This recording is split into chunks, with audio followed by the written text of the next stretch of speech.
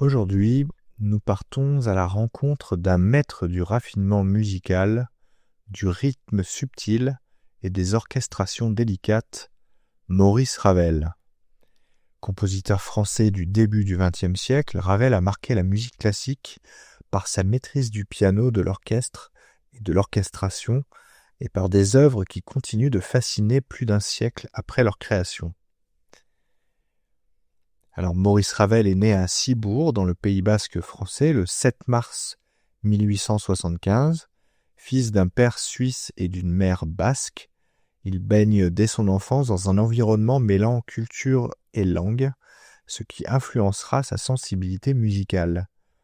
Très jeune, il montre un talent exceptionnel pour le piano et commence à étudier au Conservatoire de Paris, où il rencontre ses contemporains et développe un style unique, différent de celui de son ami et rival Claude Debussy. Contrairement à Debussy, Ravel est perfectionniste jusqu'au bout des doigts. Il révise et peaufine ses œuvres pendant des années pour atteindre la perfection sonore. Alors saviez-vous que Ravel, malgré son génie, était très timide et réservé ? Il détestait être photographié et aimait se promener seul pour réfléchir à ses compositions. Passons maintenant aux œuvres qui ont fait la renommée de Maurice Ravel. Il y a bien sûr le Boléro, qui est son œuvre la plus célèbre, une pièce hypnotique qui monte en intensité grâce à une orchestration brillante. Il y a Daphnis et Chloé, un ballet qui montre toute sa capacité à peindre des atmosphères et des couleurs musicales. Il y a Gaspard de la Nuit, une suite pour piano réputée pour sa virtuosité et sa richesse harmonique. Il y a également la Rhapsodie espagnole, mais aussi la Pavane pour une infante défunte, qui dévoile son goût pour les harmonies délicates et les influences folkloriques. Je vous recommande également d'écouter le concerto en sol, et notamment le deuxième mouvement qui est absolument phénoménal. Alors voilà, chacune de ces œuvres témoigne de son sens unique de l'orchestration et de la couleur musicale. Il est d'ailleurs souvent associé à l'impressionnisme. Son style est en réalité plus précis et minutieux que celui de Claude Debussy, par exemple.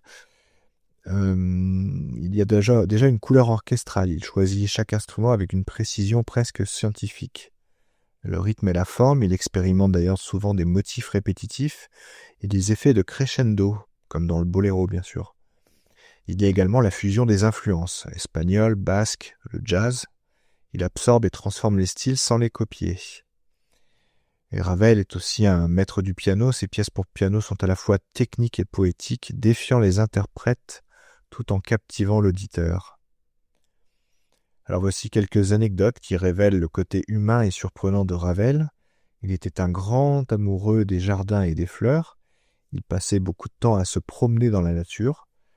Malgré son succès, il avait une personnalité discrète et fuyait la célébrité. Pendant la Première Guerre mondiale, il s'engage d'ailleurs comme chauffeur d'ambulance, une expérience qui le marquera profondément.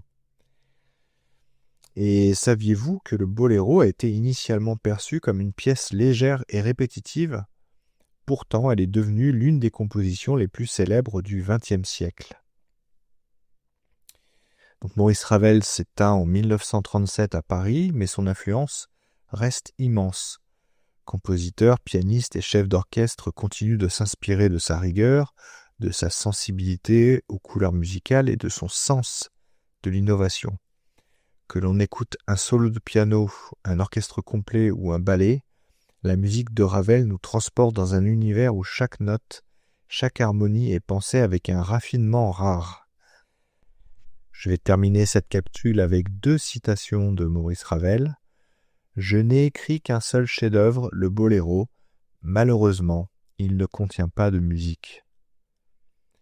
La musique peut tout entreprendre, tout oser et tout peindre, pourvu qu'elle charme et reste enfin et toujours de la musique. J'espère que cette capsule vous aura plu. N'hésitez pas à vous abonner et à partager l'épisode. À bientôt pour un nouveau voyage à travers les grandes figures de l'histoire.